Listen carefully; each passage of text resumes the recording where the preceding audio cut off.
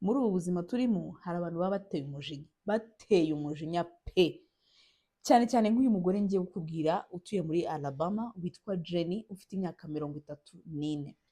Uyu mugore afite ikibazo cyo kuba yarabaswe n'ibiyobyabwenge. Ibiyobyabwenge nta handi abikura, ni mu binini ubwe we yiyandikira cyangwa se akajya kubigura mu buryo butemewe n'amategeko.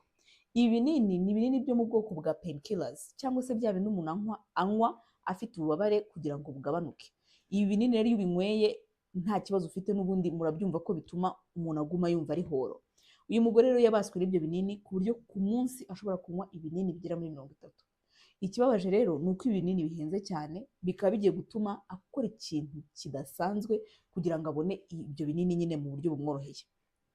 Rimwe rero yicara atekereza aravuga ati nta kundi nzabona amafaranga yo kugura ibi binini usibye kubwira abantu ko ndwaye. Nimbabwira ko ndwaye bizatuma bangirira impuhwe hanyuma bampa amafaranga y'ubuntu. Kumwe nyine abantu bagufasha kujya kwivuza batekereza nyine ko ufite ikibazo. Uyu nawe rero yicara aravuga ati nindamuka mbwiye abantu ko ndwaye bizoroha cyane kugira ngo mbakuremo amafaranga. Ni nako yabigenje. Yaratangiye abwira abantu bamuri hafi, abo basengana, inshuti ze, abavandimwe, arababwira ngo arwaye kanseri. Jenny yatangiye kubwira abantu ko yagiye kwa muganga rimwe hanyuma bakoresha ibikoresho bitari bisukuye bimuviramo infection, hanyuma izo infection ziza guturukamo kanseri. Ntabwo tuzi neza ko ari nako bikora, ari nako bigenda kugira ngo umuntu arware kanseri, ariko niko yabwiye abantu. Ubwo rero yatangiye kugira gutya, atangira kubibwira inshuti n'abavandimwe, ajya no kuri social media ze zose za Facebook na zaho hose atangira kubwira abantu ko yarwaye kanseri. Rero byatumye rero abantu batangira kumugirira impuhwe, batangira kumwohereza utumesaje tumwihanganisha, tumubwira ngo uzakira, Imana iri kumwe nawe, turagusengera, ibintu nk'ibyo ngibyo. Ibyo byari bimaze gukora. Ikintu gitangaje ni uko ibyo bintu atabibwiye abantu aziranye nabo gusa cyangwa se inshuti ze gusa n'abavandimwe n'iki na famiye. Yanabwiye umugabo we babana mu nzu ko arwaye kanseri. Umugabo agira ubwoba aravuga ati ntabwo bishoboka, ntabwo bibaho, agahinda karamwica. Ajya no ku mwana w'imyaka 6 nawe aramubwira ngo mama wawe agiye gupfa arwaye kanseri. Abantu batangiye kumugirira impuhwe, yarabibonye aravuga ati iki nicyo gihe noneho cyo kugira ngo nkore icy'ingenzi. Yahise atangira gushyiraho za GoFundMe n'ibindi bitandukanye byo kudonatinga kugira ngo abantu bamutere inkunga, bamuhe amafaranga yo kujya kwivuza. Uwumvise inkuru ye wese yamuteraga ubwoba kumva umugore ukiri mutoya w'imyaka 34 ufite akana k'imyaka 6 nibwo agishaka. Bose bamugiraga impuhwe bakavuga ati tugomba kugufasha kugira ngo wivuze. Batangiye kohereza amafaranga, batangira gusharinga, batangira gukwirakwiza uburwayi bw'uyu mugore, batangira kubwira abantu ko akeneye ubufasha, hanyuma abantu benshi batangira gutanga amafaranga. Byageze naho insengero zo muri ako gace bari batuyemo nazo zatangiye kubyivangamo, ziravuga ziti mubwire abakristo, mubwire buri muntu wese ufite 100, ufite 5 ayashyireho, ariko Jenny ajye kwivuza. Nk'ibyo bidahagije, Jenny yashyizeho noneho indi GoFundMe yavugaga ngo ndashaka kujyana n'umuhungu wanjye w'imyaka 6 kujya kureba characters z'amatente hazi muri Disneyland bakunda kujya gutemberera. Avuga ati ndashaka gukora urugendo n'umwana wanjye tukajya kureba biriya bitente mbere yuko mfa mu mwaka. Abantu bibatera impuhwe baravuga bati koko umubyeyi agiye gupfa asize umwana, reka dukore ishoboka byose kugira ngo azatemerane n'umwana we bagirane ibihe byiza mbere yuko apfa. Bimaze kubakora ku mutima, abantu batangira gutanga amafaranga, batanga n'andi. Bivuze ngo izi GoFundMe ebyiri zatumye yinjiza amafaranga menshi cyane asaga miliyoni 40 z'idolari z'ubu ngubu. Ayo mafaranga yari menshi, ntabwo yari ahagije kuri uyu mudamu, kuko we yashakaga amafaranga menshi agumaza yigurire ibiyobyabwenge. Ubwo rero n'icyo yakoze, yatangiye kuvugana n'abayobozi b'itorero yasengeragamo, abinginga ababwira ati noneho nimwihangane buri muntu ampa amafaranga ku giti cye, mutiriwe muyacisha hariya, muyacisha kugira ngo nyabone. Abantu baritanze, baragaragara, barigaragaza kubwe. Akajya yandika ama message muri groupe bahuriyemo n'abanyamuryango cyangwa se abagize itorero, akababwira ati rwose nkeneye amafaranga, nkeneye gukora ibi n'ibi, nkeneye kwishyura imiti. Abantu baritanga, baraboneka, baragaragara ku bwa Jenny, batanga amafaranga, bamugurira imiti, mbese bamuhaye amafaranga n'andi yose. Ariko kuri we ntabwo byigeze bibi bihagije, habe na busa. Jenny yageze aho ababwira ko atakibasha no kugenda, bamugurira akagari ko kujya agenderamo, bakajya bishyura fagitire ze z'amazi n'iz'umuriro, bakamwishyura n'iza telefone, mbese bakamugurira mega. Bakoze ibishoboka byose kugira ngo uyu mudamu abeho neza. Mbese muri make ntako batagize.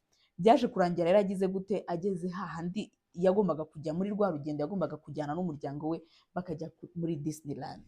hanyuma umunsi umwe umushuti we rwose witanga cyane yamuhaye asaga miliyoni 24 z'amanyarwanda iki gihe, amwandikira sheke amuhaye amafaranga.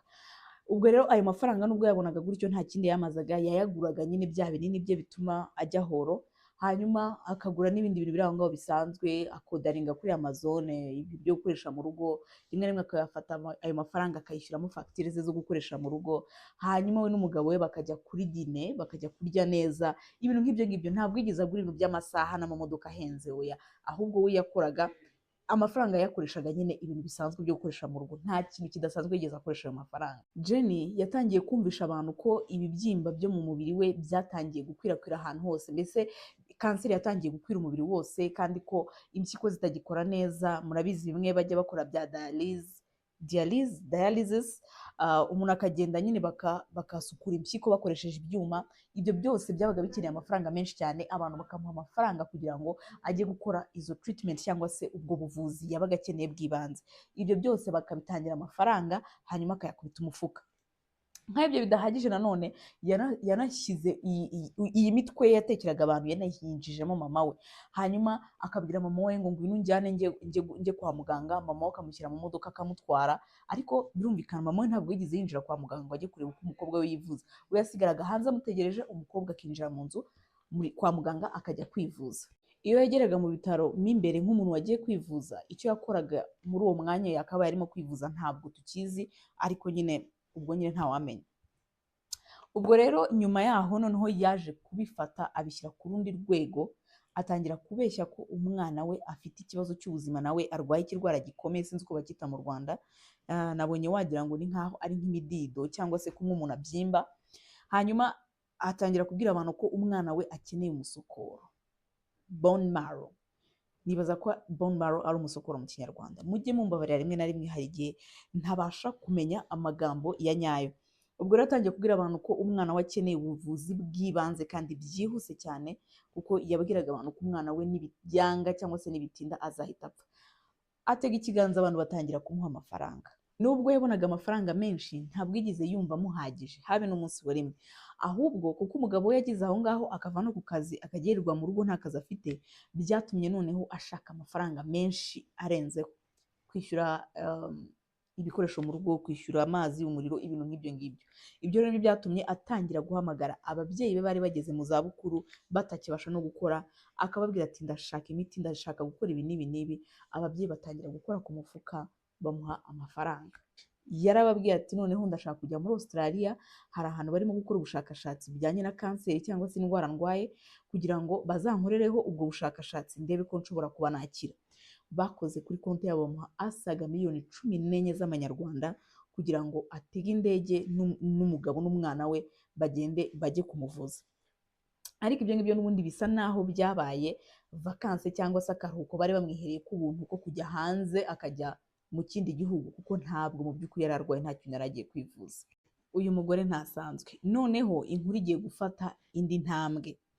Uyu mugore yageze ahabwira ababyeyi be, arababwira ngo arimo kurega ibitaro bimwe byatumye ngo agira kanseri, ngo yarabareze, ngo none ngo ubu ngubu ategereje nyine ko urukiko rugira icyo rwanzura, ngo ndetse ngo urubanza rwe ari kuregamo ibitaro rugeze mu rukiko rw'ikirenga, mbese hamwe hejuru ku buryo ibintu arimo bigiye kuzamuhesha amafaranga, kuko yareze ibitaro. Birumvikana ko ibitaro byagombaga kuba, igihe byagombaga kuba bitsinzwe, byagombaga kumuha impozamarira.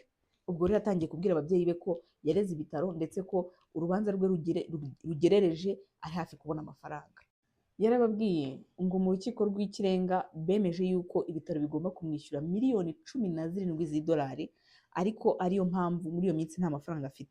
Ababyeyi be barikanga baravuga ati ayo mafaranga ni menshi cyane, ni gute waba waratsindiye amafaranga angana gutyo? Rero nyine kubaka amafaranga yitwaje yuko mu minsi mike iri imbere namara gutsindira za miliyoni 17 z'idolari azabishyura. Nyine atangira kubaka amafaranga abyita inguzanyo. Noneho Jenny yatangiye kubwira abantu harimo n'ababyeyi be ko guverineri w'intara yari atuyemo nawe yari ari mu gakino ko kugira ngo bamwimishe amafaranga. Yatangiye kubabwira ngo abantu bagombye kuba bampesha amafaranga, barimo kundwanya, barimo gushaka kugira ngo banyimishe amafaranga yanjye. None rero ubu ngubu mfite ibibazo, ntabwo amafaranga nzi ko nzanayabona, bategereje yuko mpfa hanyuma amafaranga yanjye bakaba aribo bazayarya. urumva ukuntu byari bitangiye kugenda biba bibi none. Yatangiye guhimba ibinyoma byinshi cyane kugeza ubwo yabwiye abantu ngo umucamanza mukuru wo mu gihugu yageze mu giturage cyabo aza kureba impamvu batarimo kumuha amafaranga ye, hanyuma atangira kubeshya ngo itangazamakuru ngo ntabwo ryemerewe ngo kuba ryavuga kuri ayo makuru ngo kubera ko ngo abayobozi bakuru babyivanzemo bakaba badashaka ko hari umuntu ubivugaho. Mbese abeshya ibinyoma byinshi cyane kugira ngo yumvishe abantu ko akeneye amafaranga, akeneye ubufasha bwabo. Nyuma yaho papa w'uyu mukobwa yaje kurakara cyane cyane bikomeye, aravuga ati ibintu ntabwo nshobora gukomeza kubyihanganira, aka ni akarengane, ndabizi neza ko umwana wanjye arimo kurengana, abantu bose bari baramaze kwemera yuko uyu mudamu yari arimo kurenganywa rwose kubera ruswa. Arangije uyu musaza icyo yakoze yaragiye yandikira imeri, ayandikira umunyamakuru ukomeye, aramubwira ati hari ibintu nzi neza ko birimo kuba by'abayobozi bakomeye barimo kurya ruswa babangamira abaturage, none genda ubirebeho undebere ibyo ari byo, nusanga ariko bimeze rwose ubishyire hanze uvuga ayo makuru amenyekane. Umunyamakuru icyo yakoze ni iki? Yaragiye ashaka amakuru kuri ibyo bintu yarabwiwe, hanyuma abwira umusaza ati izo miliyoni 17 ntazigeze zibaho, nta n'urubanza rwigeze rubaho ruvuga kuri ayo mafaranga binerekeranye n'umukobwa wawe. Ikindi yakoze ni iki? Yahise ahamagara umudokiteri cyangwa se muganga, uyu mugore yavugaga ko ari we umuvura, ari umuganga we bwite, urabizi aba bantu bakunda kuba bafite abaganga babo bwite ku giti cyabo. Hanyuma yari yaravuze nyine amazina ye, aravuga ati uyu niwe muganga wanjye. Umunyamakuru yakoze nyine iperereza rye, hanyuma agwa kuri uwo muganga, aramuhamagara aramubaza ati amazina y'umurwayi n'uyu n'uyu bimeze bite? Umuganga aramubwira ati ubu nta murwayi nigeze ngira witwa gutyo, ibyo ntabwo ari byo, nta murwayi mfite wa kanseri ufite ayo mazina.